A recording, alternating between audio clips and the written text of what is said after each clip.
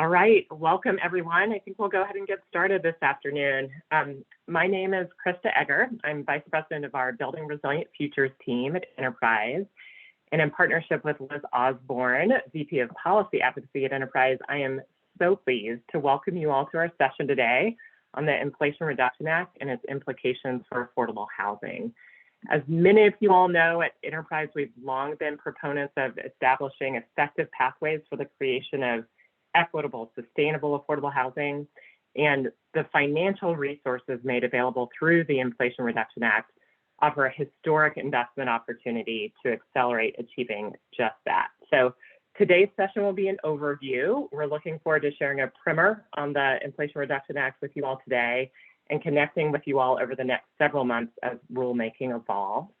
You'll hear from leaders on our programmatic and policy teams today, and Liz will close us out with an overview of our next steps and expectations. So today's session is being recorded, and we'll circulate the recording to all registrants within the next few days. So with that opening, it's now my great pleasure to turn the mic over to Jacqueline Wagner, President of our Solutions Division at Enterprise, for opening remarks. Thank you, Krista. Good day, everyone. As Krista shared, my name is Jacqueline Wagner. I'm the President of the Solutions Division here at Enterprise Community Partners, and I'm glad to see a group of committed partners come together to learn about the housing climate provisions in the Inflation Reduction Act and their potential impacts in the inflation in the affordable housing space and the communities and people we are all working to support. As a nonprofit focused on creating a robust housing ecosystem, Enterprise is committed to making well-designed homes affordable so that communities can thrive. Our strategic priorities are increasing the housing supply, racial equity, upward mobility, and building resilience. In order to create that change, we draw on our strength as a national intermediary with the end-to-end approach. We advocate on a nonpartisan basis for sound public policy at every level of government. We develop and deploy programs and support community organizations on the ground nationwide. We advance housing and community development solutions across the country through partnership with local governments and community stakeholders.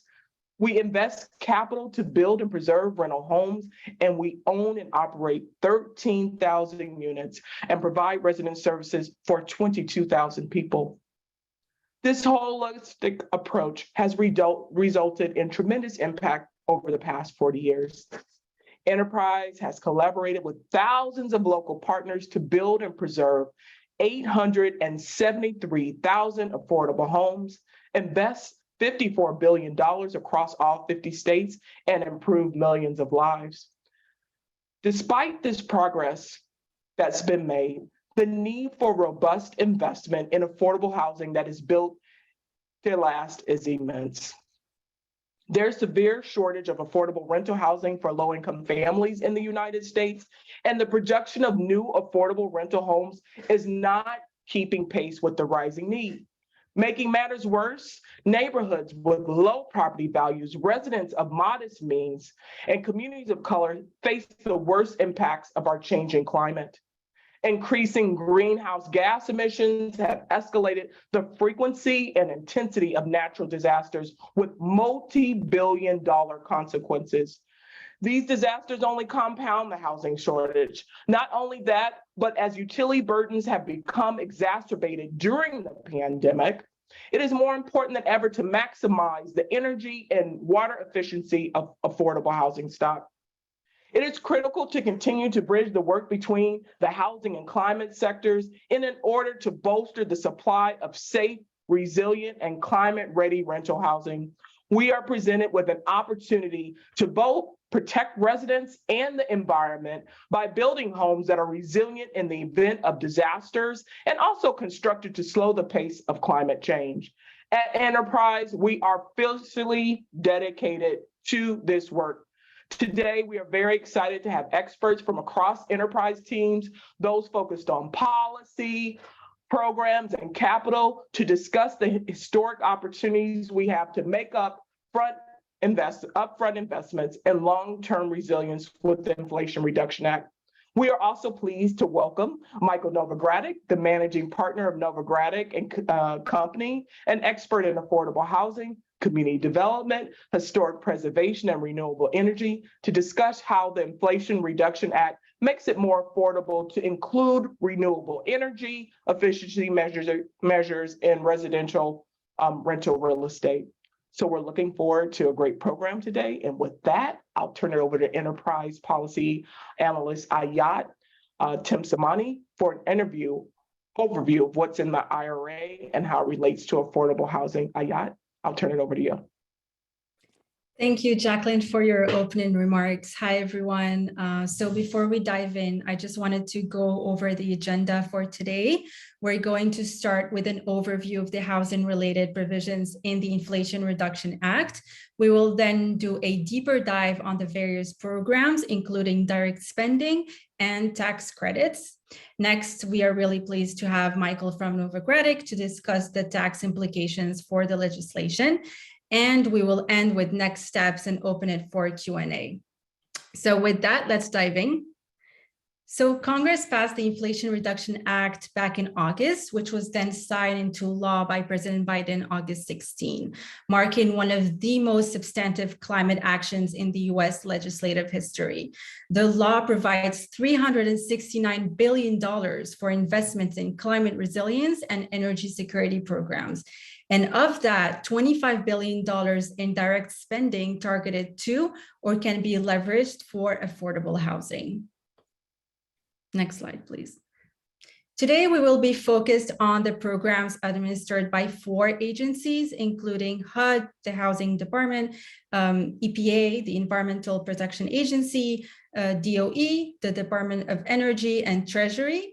Although there are other agencies that are involved, including USDA or Department of Transportation, for example, we are highlighting today the ones that are particularly relevant to the grants and tax items that impact housing. Also recently, the White House announced in September the creation of a new interagency office to be led by Senior Advisor John Podesta, known as the White House Office on Clean Energy Innovation and Implementation, that would oversee spending of the $369 billion in climate incentives included in the Inflation Reduction Act. Next slide, please. So in terms of the climate provisions that also impact housing, in direct spending, we have $1 billion for HUD's Green and Resilient Retrofit Program, a new program that will provide funding to owners of multifamily assisted properties to rehab the properties to be more energy efficient and resilient to extreme weather events. The program, through grants and loans, will support resiliency and energy efficiency. We also have $9 billion in consumer home energy rebates programs to make energy efficiency and electrification retrofits focused on low-income consumers. So more specifically, this is divided into 2.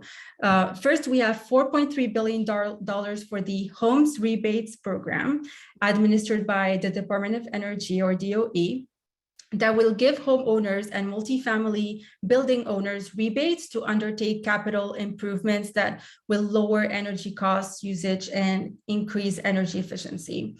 The second one is the $4.5 billion in high efficiency electric home rebate program for grants to states. So $4.3 billion for states and $225 million for tribes to provide rebates for qualified home electrification projects. Next, we have $27 billion for a greenhouse gas reduction fund administered by the EPA, including $15 billion targeted to low-income and disadvantaged communities. So this is similar to a Green Bank proposal, which would seed state and local clean energy financing institutions to provide capital, leverage capital, and provide other forms of financial assistance for the rapid deployment of low and zero emission products, technologies, and services. Next, we have $3 billion for the EPA's environmental and climate justice block grants to address disproportionate environmental and public health harms related to pollution and climate change. Last but not least, the law includes $1 billion appropriated to DOE to incentivize states and localities to adopt and implement energy codes that meet or exceed the 2021 International Energy Conservation Code. Next slide, please. And the implications of how this will line up with various affordable housing tax policies will be covered by Michael Novogradac, who will discuss Section 48, the Commercial Investment Tax Credit, or ITC, as well as an extension of the Section 45L, New Energy Efficient Home Credit, and also qualification update under the Section 179D, the Commercial Buildings Energy Efficiency Tax Deductions. And with that, I will turn it to Krista Egger for a deeper dive on the different programs. Thanks so much, Ayat, for that overview. So we're going to move now into a deeper dive into 4 of the direct funding provisions that Ayat introduced. Michelle Diller will overview the Green and Resilient Retrofit Program and the Greenhouse Gas Reduction Fund. These 2 are arguably the most significant programs for the multifamily affordable housing sector. These are the 2 components of the Inflation Reduction Act, which are associated directly with housing assisted by HUD on the one hand, and the CDFI sector on the other. Then Mihir Parikh will share insights on the 2 rebate programs that are most relevant here today, the Home Energy Performance Rebates and the High Efficiency Electric Homes. So as we move into these deeper dives, we really encourage you to enter your comments and your questions in the Q&A feature of Zoom. We'll answer these near the end of the session. Really would like you to take advantage of this opportunity because for these historic federal investments to be effectively implemented, we need your perspective. We need the expertise of affordable housers to shape how this rulemaking progresses.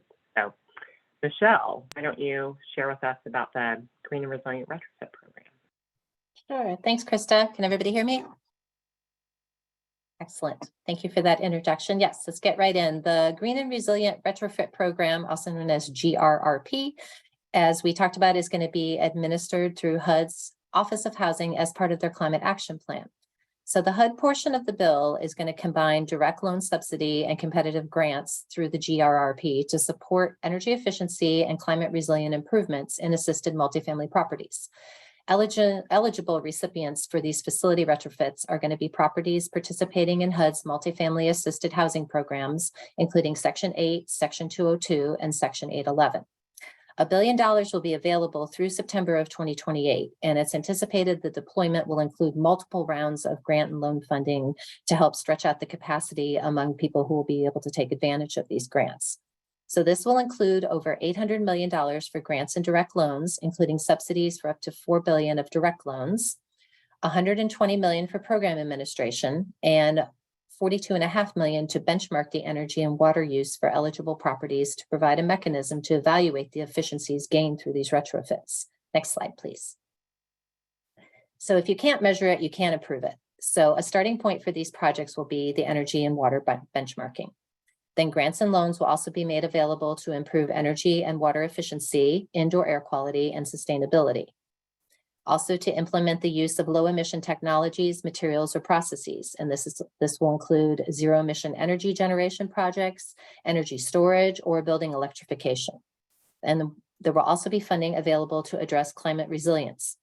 As we all know, retrofitting existing building stock is critical to meeting the nation's climate goals, and these committed resources to the affordable housing stock will assist in this effort, as well as improving the efficiency, health, and quality of these homes. So HUD is working to get these programs in place, and they've already issued an RFI seeking input on the structure and implementation of this funding. We've dropped the link to the RFI in the chat. Comments are due October 27th, and we encourage you to provide input, and also feel free to reach out to me if you would like to discuss this further. Next slide, please.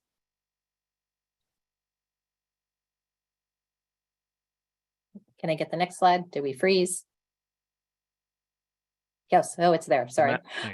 It did advance. It started with a G again. So moving on to the EPA's portion of the bill, it would provide the agency with $27 billion for a host of tools to address climate change and advance environmental and climate justice. It provides funds to reduce emissions of greenhouse gases, including methane, to employ zero emission technology, to reduce air pollution in ports and elsewhere, and to empower low-income and disadvantaged communities with expanded roles in responding to climate change.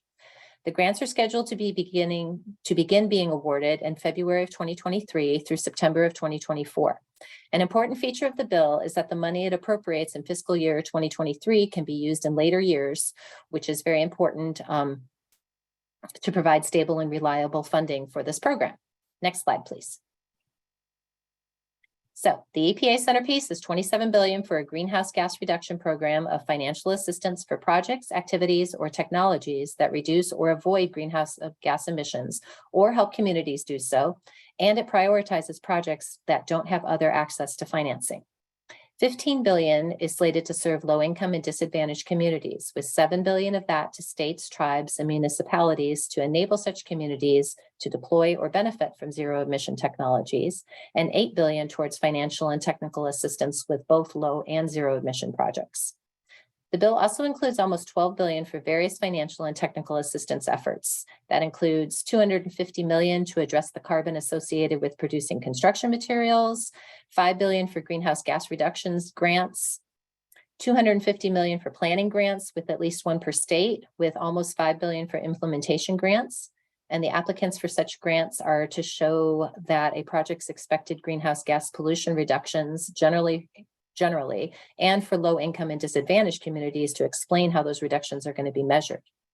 Finally, the $3 billion environmental justice and climate justice block grants and the technical assistance program can also help communities reduce and mitigate the efforts of greenhouse gas emissions. These grants can fund community-led monitoring of air emissions and other pollution activities to prevent or remediate pollution, and investments in low and zero emission and resilient technologies. Those funds can also be used to mitigate climate and health risks from climate change, promote resilience and adaptation, as well as facilitating engagement of disadvantaged communities in decision-making. At this time, there are many discussions on how the funding is going to be deployed. There's discussion that a national green bank, which will be convened by the Coalition for Green Capital, could deploy this funding. As a national CDFI, Enterprise is interested in how this funding can help seed the network of CDFIs across the nation that are community-based to advance this funding and the goals the funding is aiming to meet. And now I will turn it over to my colleague Mihir to cover what will be coming out of DOE. Great, thanks, Michelle. Yes, so as Michelle mentioned, the next two programs I'm going to be covering are the rebate programs that are coming out of the Department of Energy, DOE. The first one is the home energy performance-based whole house rebates. So obviously a mouthful, in short, HOMES. And this is a savings-based retrofit program which provides $4.3 billion through state energy offices and state energy programs, which provide direct rebates for home energy efficiency retrofits, including single family and multifamily, that achieve 15% or more measured energy savings or 20% or more for modeled energy savings. The state energy offices have 2 years from the time the funds are released, that they're released by DOE to submit an implementation plan. Otherwise, they may lose access to the funds. So, this is obviously moving fast, and though the funds will be available starting January 1st, 2023, they will take time to implement. So just something to keep in mind there. A little bit of the specifics of the HOMES program. As you can see here, the different energy savings levels associated with the rebates allowed. So for LMI multifamily properties with 50% or more of the units occupied by households with incomes at or below 80%, they qualify for higher incentive levels, as you can see here in this chart. So between $4,000 and $8,000 per unit for LMI multifamily units, depending on the level of energy savings, and that is up to 80% of project costs. Next program coming out of rebate program coming out of the Department of Energy is the High Efficiency Electric Home Rebate Program, or HERO. And so this is a income-based incentive structure where there are point of sale rebates for up to $14,000 for LMI households that install new qualified electrification projects, or QEPs. So again, they're point of sale rebates for electrification upgrades. There's also want to make note that there is a contractor incentive of up to $500 per project here. So as I mentioned, this is an income-based incentive structure. So multifamily buildings also qualify if they are greater than 50% of their occupants are low to moderate income. And with those, the project costs covered are 100% for multifamily buildings with 50% or more, where the income is less than 80% AMI. And project costs covered are 50% for multifamily buildings with 50% or more residents between 80 to 150% AMI. As you can see here, I mentioned the QEPs and just some specifics on the QEPs and some examples of what the rebates qualify for. There's $8,000 for installing heat pumps, $4,000 for electrical panel upgrades, $1,750 for heat pump water heater, $840 for electric or an induction stove, and up to $14,000 total. So those are a brief preview of both of the programs coming out of DOE. As I mentioned, the funding will flow fast, but it will take time to implement. I mentioned that state energy offices have 2 years after receiving notification from DOE to implement those funds. And then with that, I'm going to hand it over to Liz Osborne, who is our VP of Policy, to get us into our segment on tax. Thanks so much, Mahir, and to all of our Building Resilient Futures team for that excellent overview of the direct spending provisions that relate to affordable housing. And hello to everyone joining us today. I'm Liz Osborne, Vice President of Policy at Enterprise, and I'm so pleased to introduce our special guest speaker, Michael Novogradac. Mike is the managing partner of Novogradac and Company and a well-known expert in the affordable housing industry.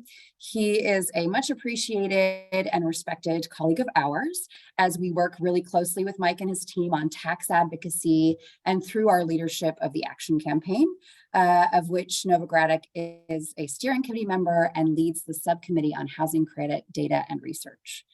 Novogradac and Company also leads and convenes several tax credit working groups that we participate in. So he is really the preeminent expert on these topics, and we are thrilled to have him join us today and also every day as our colleague in our advocacy and efforts to weigh in with Treasury on guidance around the IRA's tax credit provisions. I also want to just give a brief shout out to Mike for his tax credit Tuesday podcasts, which are a great resource for anyone interested in getting more in the weeds on tax than we are even today. So you should feel free to check that out. With that, Mike, I will turn it over to you. Great. Thank you, Liz. Thanks for the opportunity to participate in this webinar today. It's another example of the leadership that Enterprise provides throughout the affordable housing and community development community. So thank you for that. As you noted, I wanted to jump into what the Inflation Reduction Act does provide for affordable housing. And no surprise, it's energy related for the most part. So if we go to the first slide, there's sort of 3 major energy provisions that we find overlap with the low-income housing tax credit. The first one is a little bit more minor in terms of the overall impact, but minor is also, all relative. And this is the 45 CAPL. It's called the New Energy Efficient Home Credit, but it's not a new credit. It's an existing credit for new energy efficiencies in homes. And it's something that's been around for a number of years. And it was $2,000 a unit for properties. And a number of our low-income housing tax credit developer clients would claim that $2,000 a unit credit. The challenge with the credit historically is it was part of extenders, so it kept getting renewed on a retroactive basis. As a consequence, it was difficult to raise capital from investors because you didn't know if the credit was going to be there or not. And now it was extended for 10 years. So now every pro forma, or virtually every pro forma for low-income housing tax credit, be it 9% deals or 4% deals, should have the 45 CAPL credit in it. And it should lead to additional equity for the properties themselves. It's not a dramatic amount of equity, but every dollar helps. And the credit is extended through the end of this year at the $2,000 level, but starting next year, the credit is varied. And if you see the next chart, we actually have a chart that shows how you go through and evaluate the credit under the new standards. And I don't have time to go into this in great detail, but I will just say you have to look and say, is the project paying prevailing wage? And you also have to look at what energy standard the project is satisfying. Most all the tax credit projects that we work on are at least meeting the Energy Star standard. So then you would get $2,500 if it was paying prevailing wage. That's per unit, $500 per unit not paying prevailing wage. There's also a zero energy ready home standard, and you would get double the tax credit.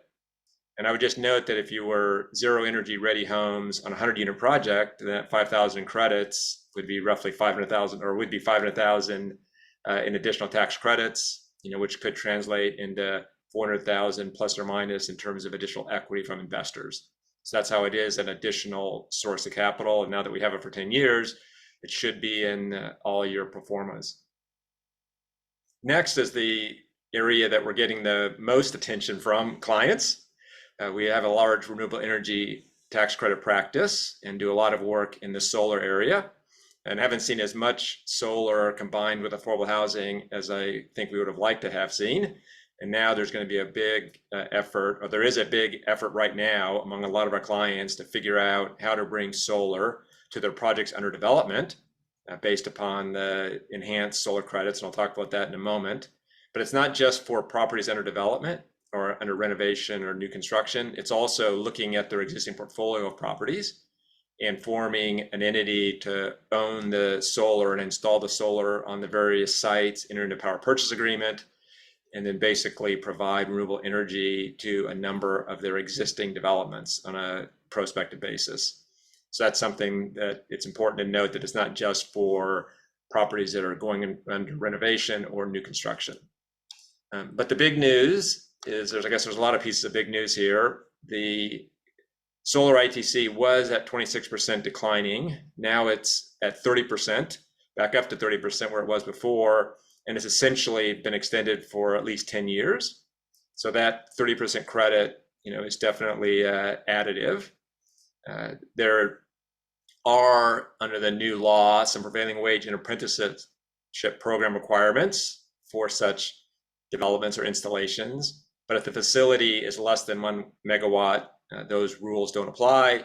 In talking to clients, it appears that most of the facilities around affordable housing would be less than 1 megawatts. But beyond the 30%, there's also a bonus of 10%, additional 10%. So the 30% goes to 40% if there's domestic content. And domestic content means what portion of the solar panels and installation is sourced domestically.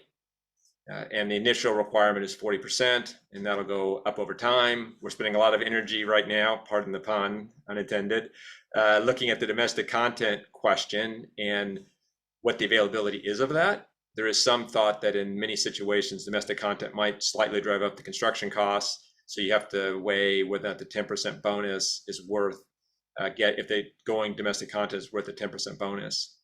But 40%, so that would take the 30% credit up to 40%. And if you go to the next slide, there's even more. There's an additional 10% if you're in an energy community. And that includes brownfield sites, certain census tracts where coal mines closed after 1999, and then certain census tracts, where fossil fuel industries contributed to significant employment or tax base.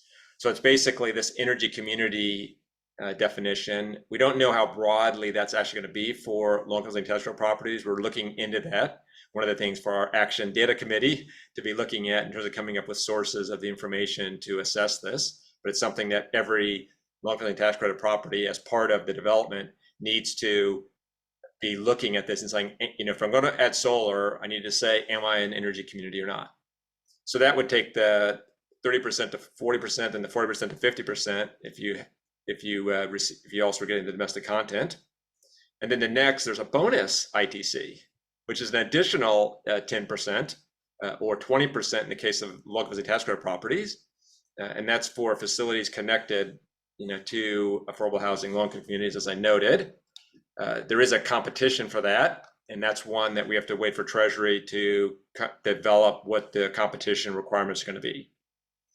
And that bonus credit is limited to 1.8 gigawatts in each calendar year, and that's why there's going to be this competition. There's this overall calendar limit, and individual developments will need to apply to a Department of Treasury to be awarded this credit. So stay tuned for that. I will note with all of these renewable energy provisions, there are lots of unanswered questions, and Treasury did proactively ask for comments to be submitted by the first week of November. And our Renewable Energy Tax Credit Working Group and our Low-Income Housing Tax Credit Working Group will both be submitting a bundle of questions. And certainly one of the questions is going to be how this competition is going to roll and how you're going to end up deciding who gets the credits. I will also note that with respect to the 45 cap L and the ITC, there is no longer a reduction in eligible basis. And that in the past had been a notable limitation on using solar and the 45 cap L new efficiency home credit with LIHTC. Taking away that basis reduction is huge. I'll also note that it's unclear if it appears your tax basis for other purposes does get reduced, but that's not entirely clear. One of the questions we'll be asking for more guidance on. And then the next slide. This just kind of shows the adding up of the credit up to potentially 70%. There won't be very many developments that actually get to 70%, but it is important to know that this is all additive. And then the next slide is if as a visual learner that didn't capture your imagination, this one will. So this is a similar view, similar looking at the total potentially of 70%. And then the next slide talks about the ability to use solar ITC on a development transaction and actually generate additional equity from investors. And basically, I mentioned that if you actually go back there, yes, stay there for a second. The 45 cap L, that's the $2,000 up to $5,000 a unit. The 45E, that's the solar. And we mentioned that could be up to 70% of the costs eligible for tax credits, including development fees that would be incurred on those costs. In addition, you'd be eligible for low-income tax credits on those added costs, no eligible basis reduction. A lot of 9% transactions will be maxed out anyway, so maybe you can't get as much there. But clearly on a tax and bond transaction, you would get the extra 4% on those costs, extra 5.2% if you're in a difficult develop area. There is a tax and bond financing question that we're working through, so there could be a modest adjustment there. And then you also would have additional tax losses. There is a 50% basis reduction, we think. We'll find out for sure. But even if there's still additional tax losses. And because of the expensing rules, those are accelerated tax losses. So those various tax features should generate more tax equity. And then also from a borrowing capacity, the solar will be generating energy. So it should lead to reduced utility allowances, as well as lower common area costs. So you should have additional operating income to help either borrow a little bit more from your hard debt lender or have more cash flow to cover other needs of the property. So that's this. Solar is the area that's getting the most attention right now in terms of additional capital for development of affordable housing. The next slide was, let's skip 179 cap D. That's a deduction for 4 stories or more, and we don't see that very often. I did want to also just note, beyond the various additional tax incentives, there was introduced a 15% minimum tax on book income. The good news is tax credits do offset that tax. So it could actually lead to more investors. Those investors that haven't invested in the past and now have a tax on book income, they may be looking to offset that tax. They might become tax credit investors. It's also good that they changed the way in which you calculate book income to include accelerated depreciation. There's a question we have on proportional amortization, but generally speaking, the low-income tax credit is preserved under this new minimum tax on book income, which is, by the way, separate from this discussion of a global tax, a global minimum tax of 15%, but that's outside the scope of this webinar. So that's the items I wanted to make sure I could cover in the time allotted. And I think, Liz, we were going to now maybe turn it over to any audience questions on the tax part. Exactly. Yeah. Thank you so much for that very informative overview, Mike. We're going to pause briefly because that was a lot of great content and see if there are questions people had for Mike specifically around his presentation. Please, I know some of you guys have already put them in the chat. Feel free to keep putting those in the chat now. We'll be sure to have time at the end for additional Q&A as well around the rest of the content presented today. But so just kind of to briefly jump into a bunch of these questions that people are putting in the chat here. There's one, Mike, around that says, does the 45L apply to when the project is placed in service? And are 45L credits able to be received as a direct payment by nonprofits? Yeah, that 45 CAP-L does apply when the project is placed in service. So it's a placed in service requirement. So that's why one of the reasons it was extended in the past on a retroactive basis. So it wasn't eligible to be included when one was syndicating the property. The refundability, my recollection is it's not refundable directly to nonprofits, but it is something that is part of the guidance with respect to the Treasury is asking for, to see if there isn't an interpretation to allow it to be refunded. Thanks. Lots of great questions coming in. One person has asked, is the 10-year period the eligibility period, or is the credit amount for each year for a period of 10 years, like the LIHTC credit? Is the 10-year eligibility period. So I will say that with respect to solar ITC, it is claimed in the year the property is placed in service. So it's a 1-year credit. And that's one of the reasons why it's powerful in terms of raising additional equity, is you claim it in the year you place the property in service. And the 45 CAP-L credit as well is a 1-year credit placed in service. That's a great question. I should have clarified that it is a one-time placement in service credit, as opposed to a 10-year or potentially 15-year credit like the low-income housing tax credit. Great. Kate Selden is wondering, can you take the 45L and 48E credits on the same project if you installed solar as part of an efficiency retrofit on a qualifying property? Yes, the 45 CAP-L credit and the 48 CAP-E credit can be claimed on the same property. Great. And then we have another question. If you happen to have any examples of facilities connected to low-income communities for the Section 48 credit ITC bonus. Yes. These are all very great questions, very targeted questions, and questions that we don't have clear answers for. And that is something that we're exploring as part of the Renewable Energy Tax Credit Working Group and the Low-Income Housing Tax Credit Working Group, what it means to be connected. And that is one of the areas where we're submitting advice to Treasury as to areas to provide guidance, and even making some suggestions. That's one of the areas that we need to have clear guidance in terms of how you determine what's connected to a low-income community. Great. And it looks like we have some people who maybe wish we hadn't jumped over the 179D piece. Would you mind providing just a really brief overview there? Yes, the 179D is the ability to deduct costs associated with buildings that are 4 stories or higher. And it used to be significant because 4 stories or higher weren't eligible for the 45 CAP-L credit. Now they are. So it's less attractive. It also reduces eligible basis. So the 179 CAP-D credit we don't tend to see with affordable housing, or at least low-income housing tax credit financed affordable housing. Great. And I know we're talking a lot about how we're weighing in places, and there will be kind of further conversations, of course, with the administration. But there's a question about how you might like to see financial benefits defined for the expanded ITC.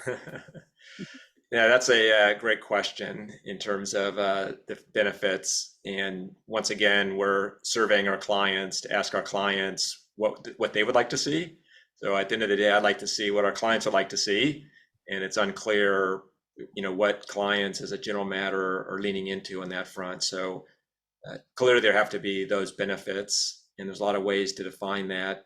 And I guess what I would most want the guidance to provide is clarity, so there is no concern as to whether or not you are satisfying the standards. So I want to objective, measurable standard. That's probably the most important, because I don't want there to be any risk about the eligibility for the credits. Right. I think this wide range of really targeted questions shows how many really valuable experts there are on this call and in this field, and so many different places for us to dive in and weigh in with the administration and impact how these resources are rolled out to the field. And so certainly would encourage all of the people who know enough about these things to ask these targeted questions to also be weighing in with the administration. And Mike, we're so thrilled to have you here today to answer these tough tax credit questions. So thank you very much. I have one other that I'd like to ask before we move on, and that's with all of these new energy credits available, do you anticipate that it will impact pricing on the housing credit? Do you think it might bring new investors into the housing credit market? Great question.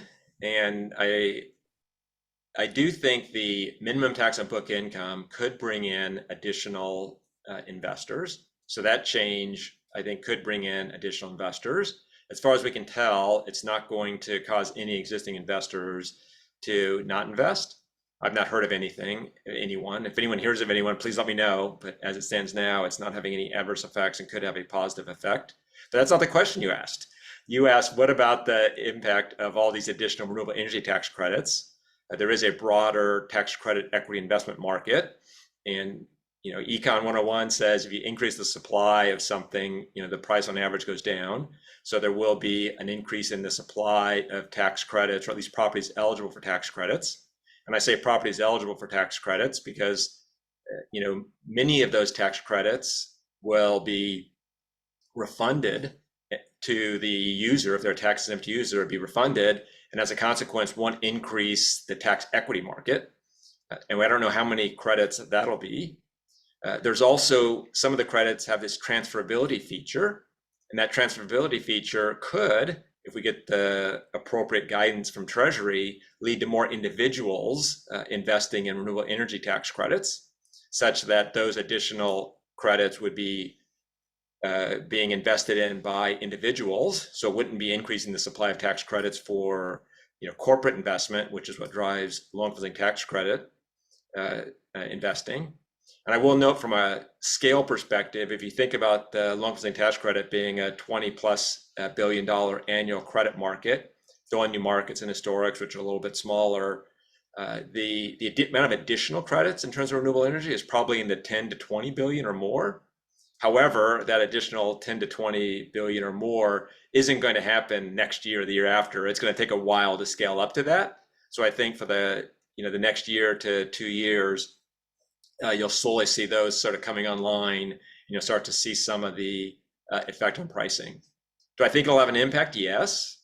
Do I think it'll have a bit of softening? Probably more likely a bit of softening than not. But there's so many other issues at play in terms of higher interest rates, Community Reinvestment Act, and all the rest. I don't know how noticeable the impact will be, or how discernible it'll be to this effect versus other potential effects on the desire of investors to invest in affordable housing. Great. Thank you so much. We will have more time for Q&A for all of our panelists and Mike included. I'm going to ask one last confirmation clarifying question that's in the chat, and then move on. And that is just to confirm, both credits apply to new construction and existing multifamily LIHTC developments. Is that correct? That's correct. Great.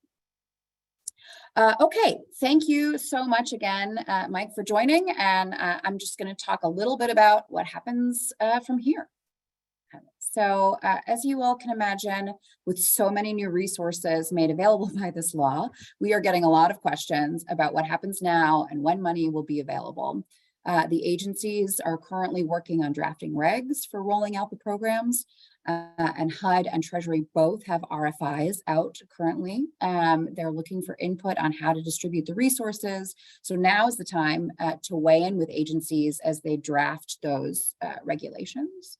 Specifically, HUD's RFI on the GRRP is due October 27th. That is right around the corner, and it is the earliest in theory because they have the shortest time frame to distribute the money, needing to be spent by 2028.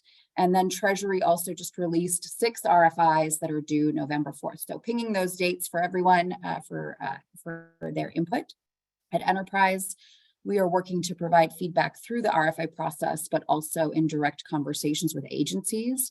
And it's always, you know, the more the merrier. So I would encourage anyone who has recommendations on how best to ensure these dollars flow effectively and efficiently weigh in.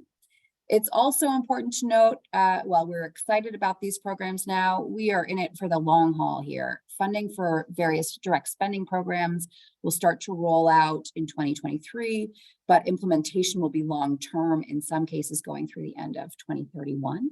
And as we see how it progresses, there will also be opportunities to interact with not only the federal government, but also state and local entities that are charged with administering some of these funds.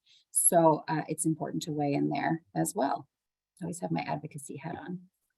Next slide, please. So this slide, just we wanted to show a bird's eye view of the timelines for the resources we've highlighted today. Hopefully it addresses some of the questions I've seen in the chat. As I mentioned, for HUD's Green and Resilient Retrofit Program, the RFI seeking public input was published last month and is due on the 27th. HUD is now working to craft the program, and we expect that there will be multiple rounds of funding made available.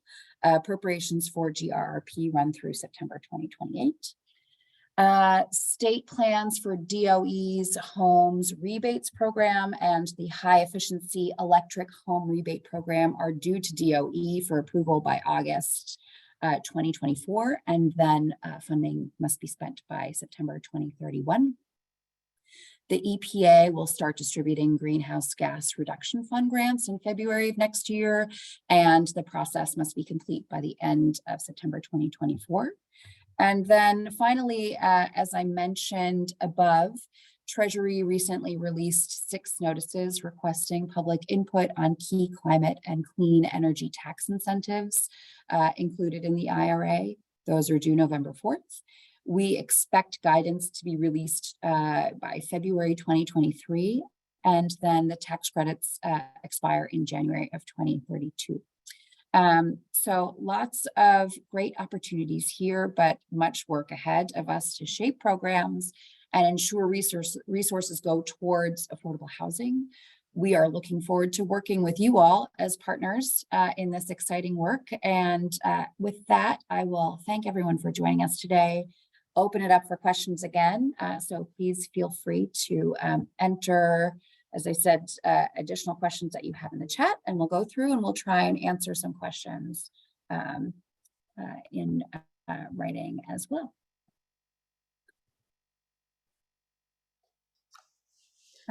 So we have a question for maybe our Building Resilient Futures team for the GHG funding. Do we expect that some of the funding to states will be made available for state housing agencies for their housing development programs? So I can take that. Unfortunately, right now, we're not sure at all how that funding is going to be distributed. I think we're hoping that that is going to be one of the avenues. And so, but really nothing has been made clear yet. So I would encourage when EPA does put out something looking for some guidance that, you know, if that is something that you are interested in, to definitely be providing that feedback. I do think this is a popular question. I've heard a lot of people are interested in this. So I would encourage, again, I think it seems likely that this would be an eligible use. But again, definitely weigh in these comment periods to make sure we're shaping the way that it's rolled out and usable for affordable housing. Similar question, I think I would say that a similar answer to how likely do the panelists believe the GGRF will be able to be used for affordable housing?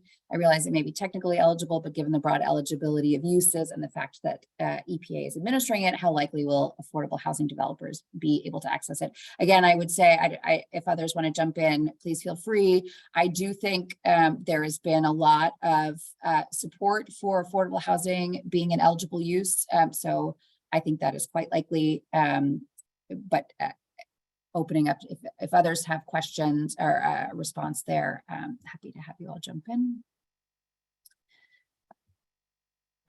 Yeah, Liz, I mean, I would just echo your comments in that, you know, Enterprise and everywhere that we are involved with any comment periods or anything like that coming out, and, you know, work with agencies that we do, just ensuring that affordable housing will be part of everything that we have talked about as much as possible. Great, thank you. Here, this might be a good one for you, having covered homes. There's a question from Rachel. Are privately owned multifamily properties serving LMI households eligible for the homes and high efficiency electric home rebate programs? Sorry, can you repeat the first part? Privately owned? Multifamily properties serving LMI households eligible. That's a great question. I believe so. I'll need to double check. That specificity might be something that would come out with the regs, but we can definitely double check that and get that answer back out to Rachel. Great. There's a question for Mike. The new ITC transferability and direct pay provisions aren't relevant in the context of pairing LIHTC with ITC, correct? That is a great question. And the implication of that question in terms of saying aren't relevant in the context of pairing LIHTC with ITC, I think that's in the context of if you're syndicating the investment tax credits as part of a low-income housing tax credit syndication, then you will not be focused on the transferability or the refundability provisions. And I say refundability instead of direct pay because it's more of a refundability concept, different than the grant program in the past that was in lieu of tax credits. But I say in the context of syndicating the ITC as part of the low-income housing tax credits. And I would also just note that we don't know how the transferability is going to work, and we don't know how the refundability is going to work. So neither of those are really something you can engage in now until we get that guidance from Treasury. So most of our clients are moving forward with a syndication approach so that they can know they're getting the monetization of the ITC. All that being said, to say it's not relevant or to ask if it's relevant, you could envision a situation where maybe, and I don't know if this is possible, we need the guidance, but say a partnership could transfer the credits. Perhaps a partnership would say, I'll transfer my ITC for cash as opposed to syndicating them for equity. So they might be relevant depending upon what the optimal monetization strategy is. And then in terms of the refundability, if there was the ability to allocate the ITC to a tax exempt entity and that tax exempt entity could claim a refundable credit, then maybe that structure would be put in place. Now, there's a lot of partnership allocation rules and all the rest there, so I'm not saying you can do that, but those are some of the questions that we're being asked and we're looking into. And that's why as we learn more and get more guidance, more structures will develop in terms of maximizing the monetization from these credits. Thanks, Mike. Staying with you for another, I think, a brief question. Do any of these credits grants affect LIHTC basis?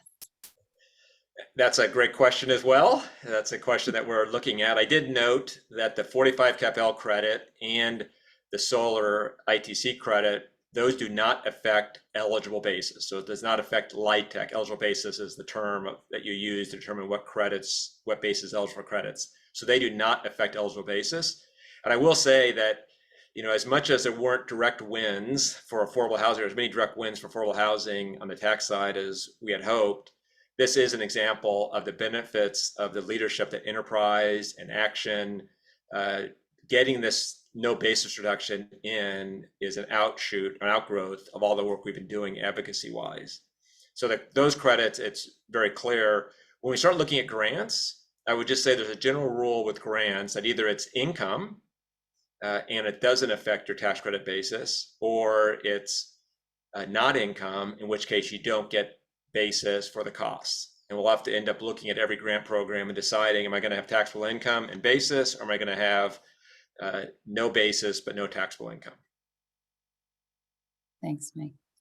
Kind of a higher, moving away from maybe the tax piece, giving Mike a break for a minute, a question for Krista or Michelle Mahir. Wondering if you could jump in on this question from Natasha. How should we think about spending money on upgrades now versus waiting to see about program funds available later?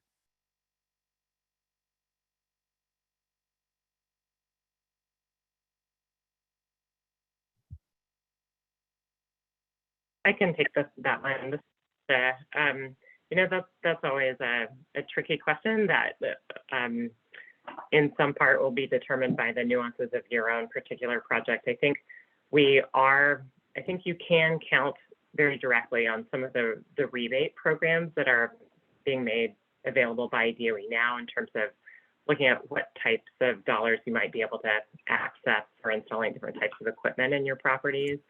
So I would go ahead and certainly move forward with that now.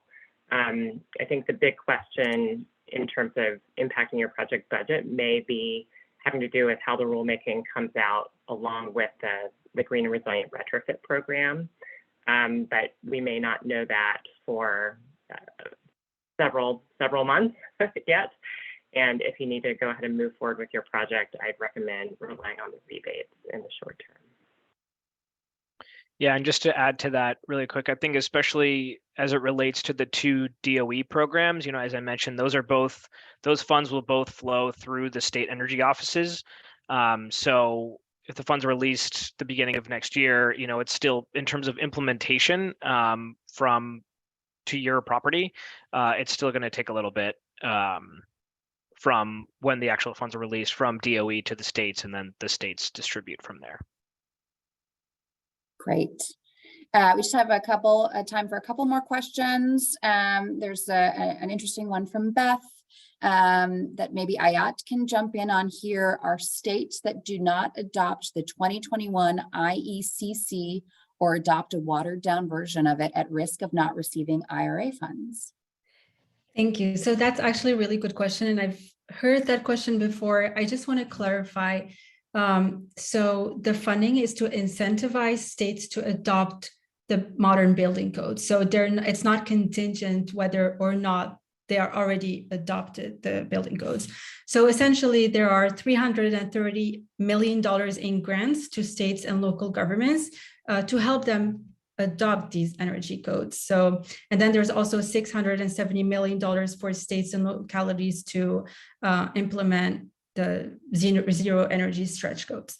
So just clarifying that it's not contingent whether the state is already adopting the modern building codes.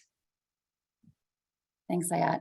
Okay, I'm gonna, there's two more questions that we're gonna have time for.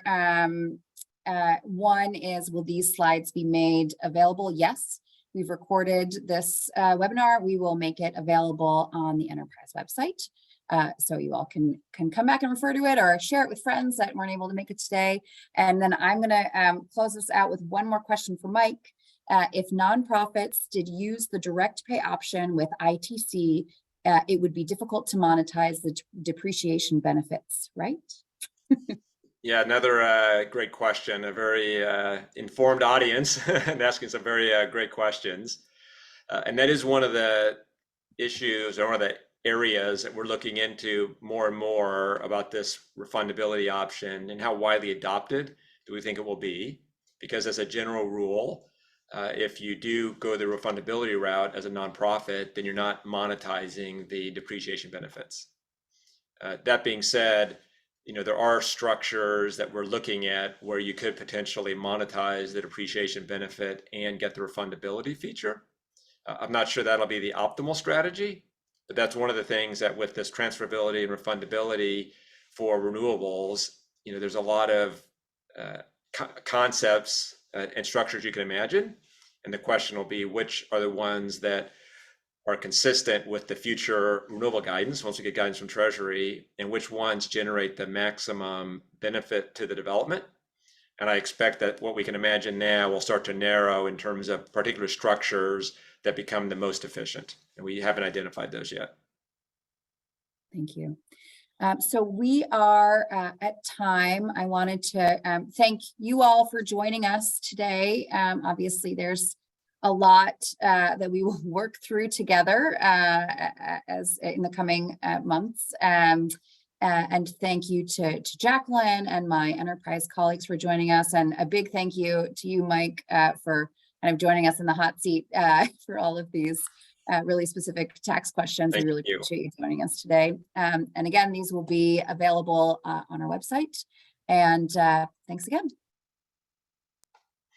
Thank you. Thanks for your leadership.